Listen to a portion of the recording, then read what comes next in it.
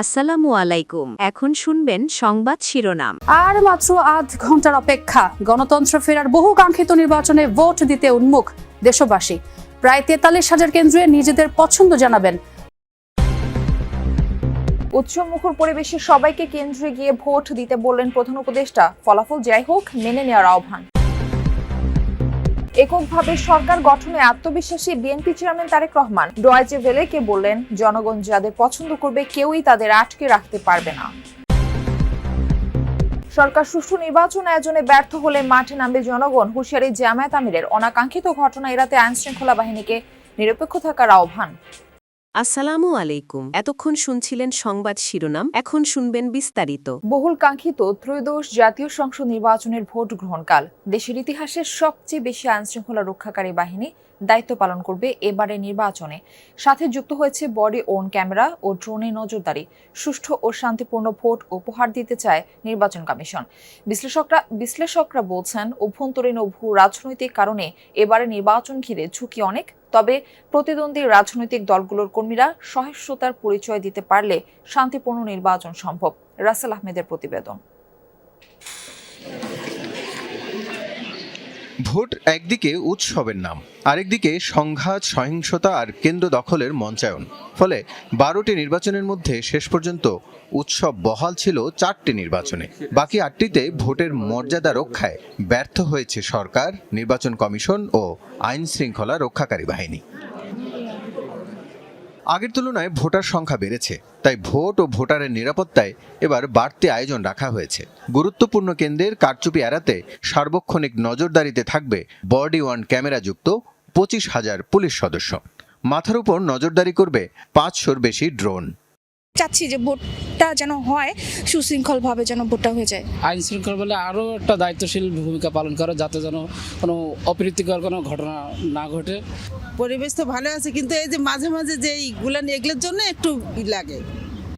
এবার সশস্ত্র বাহিনী ও আইন শৃঙ্খলা রক্ষাকারী বাহিনী মিলিয়ে মাঠে থাকবে প্রায় 9 লাখ সদস্য, যেখানে মূল দায়িত্বে থাকবেন পুলিশ ও আনসারের 7 লাখের বেশি সদস্য। আইনশৃঙ্খলা রক্ষাকারী বাহিনী, সেনাবাহিনী, এরা সবাই থাকবে। গুরুত্বপূর্ণ, এদের থাকাটা গুরুত্বপূর্ণ, কারণ এদের প্রভাব আছে। কিন্তু সবচেয়ে গুরুত্বপূর্ণ হলো আমাদের রাজনৈতিক দলগুলো এবং তাদের প্রার্থীদের সদাচরণ। আমরা আশা করি যে আমাদের রাজনৈতিক দলগুলো এবং তাদের প্রার্থীরা তারা সুব্যবস্থার পরিচয় দেবে। আমাদের কেন এমন পরিস্থিতিতে যেতে হবে যেখানে আমাদের সমস্ত বাহিনীগুলোকে আমাদেরকে একটা ভোটের প্রতিরক্ষার জন্য ব্যবহার করতে হবে? আমরা কেন সভ্যতার সেই স্টেজে পৌঁছাই না যেখানে আমরা নিজেরা আমাদের শান্তি শৃঙ্খলা রক্ষা করতে পারি? সশস্ত্র বাহিনীর মধ্যে 1 লাখ সেনা সদস্য, নৌ ও বিমান বাহিনীও থাকবে বিশেষ নজরদারিতে। এছাড়া শান্তিপূর্ণ পরিবেশ নিশ্চিতে কাজ করবে বিজিবি ও কোস্টগার্ড সদস্যরা। বহিস্থ পাওয়ার থেকে আমি নিজে মনে করি যে আমাদের আভ্যন্তরীণ দ্বন্দ্বটাই বড় হয়ে দাঁড়াবে। বা বাংলাদেশ একটা স্টেবল ডেমোক্রেটিক অর্ডার হোক, সেটা যারা চায় না তারা তো ইন্ধন যোগাতেই পারে। নির্বাচন কমিশন বলছে, কেবল বাহিনী মোতায়েন নয়, বিশৃঙ্খলা সৃষ্টিকারীদের বিরুদ্ধে কঠোর ব্যবস্থা নেয়ার নির্দেশও দেয়া হয়েছে। সমস্ত কিছু একটা বঙ্গুর অবস্থা থেকে আমরা এত বড় একটা নির্বাচনের আয়োজন করতে যাচ্ছি। এবারের নির্বাচনের পরিবেশ পরিস্থিতি, আইন শৃঙ্খলা পরিস্থিতি ভালো। এদিক থেকে নির্বাচন কমিশন অধিকতর প্রচেষ্টা নিচ্ছে যাতে আরো ভালো করা যায়। পরিস্থিতির অবনতি হলে নিয়ন্ত্রণ ও উদ্ধারে তৎপর থাকবে ফায়ার সার্ভিস। দিন শেষে সম্মিলিত চেষ্টায় গ্রহণযোগ্য ভোটের আয়োজন করতে চায় নির্বাচন কমিশন। 2018 সালে 6 লাখের বেশি আইনশৃঙ্খলা রক্ষাকারী বাহিনী ছিলেন ভোটের দায়িত্বে, কিন্তু দিন শেষে ব্যালটের নিরাপত্তা মেলেন। এবারের পরিবেশ এবং পরিস্থিতি দুটোই ভিন্ন, আর তাই অবাধ, শান্তিপূর্ণ এবং সুষ্ঠু ভোট হবে বলে মনে করছেন সাধারণ ভোটার তথা দেশের জনগণ। রাসেল আহমেদ, যমুনা নিউজ, ঢাকা। ভোট গ্রহণ উপলক্ষে কেন্দ্রে কেন্দ্রে ব্যালট পেপার সহ প্রয়োজনীয় সরঞ্জামাদি পাঠানো হবে আজ। দর্শক, এ বিষয়ে আরো জানাতে ময়মনসিংহ থেকে যুক্ত হচ্ছেন সহকর্মী হোসাইন শাহিদ। আমরা যাচ্ছি তার কাছে। শাহিদ, নির্বাচনী সরঞ্জাম পাঠানোর কার্যক্রম কখন নাগাদ শুরু হতে পারে? নিরাপত্তা রক্ষায় প্রশাসনের তৎপরতা আপনি কেমন দেখছেন?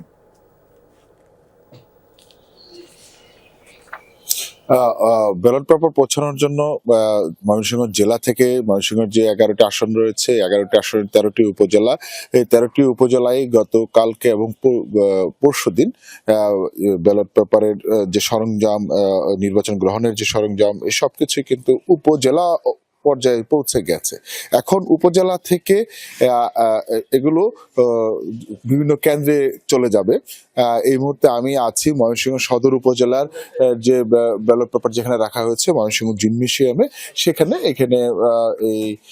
এখান থেকে 9টার সময়, সকাল 9টা থেকে এই বিতরণ কার্যক্রম শুরু হবে এবং প্রিজাইডিং অফিসার যারা রয়েছেন এবং আনসার, পুলিশ যারা যে বিভিন্ন কেন্দ্রে দায়িত্বপ্রাপ্ত যারা রয়েছেন তারা কিছুক্ষণের মধ্যেই এখানে আসবেন। এখানে এসে নির্বাচনী যে সরঞ্জামগুলো রয়েছে সেগুলো তারা গ্রহণ করবেন এবং এইটিকে কেন্দ্র করে যে নিরাপত্তা ব্যবস্থা ব্যালট পেপারের জন্য এবং নির্বাচনী সরঞ্জামের জন্য যে পুলিশ তো রয়েছেই, পাশাপাশি কোন ধরনের যাতে দুষ্কৃতিকারীরা এই নির্বাচনী সরঞ্জামের কোনো ক্ষতিগ্রস্ত করতে না পারে সেই জন্য আইন শৃঙ্খলা অন্যান্য যারা রয়েছে তারাও কিন্তু কাজ করছেন। মারফি শাহিদ, আমাদের সঙ্গে যুক্ত হওয়ার জন্য আপনাকে ধন্যবাদ।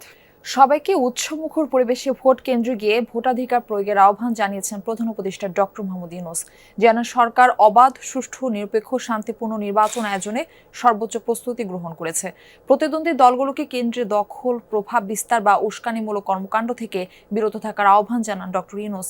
একই সাথে ভোটের ফল যাই হোক, জাতির বৃহত্তর স্বার্থে মেনে নেওয়ার আহ্বান জানিয়েছেন প্রধান উপদেষ্টা। আন্তরিক ধন্যবাদ জানাই দেশের সকল রাজনৈতিক দল। নির্বাচনের বাকি আর মাত্র একদিন, শেষ সময়ে এসে ত্রয়োদশ জাতীয় সংসদ নির্বাচন ও জুলাই জাতীয় সনদ বাস্তবায়ন এবং গণভোট বিষয়ে জাতির উদ্দেশ্যে ভাষণ দিলেন অন্তর্বর্তী সরকার প্রধান ডক্টর মোহাম্মদ ইউনূস।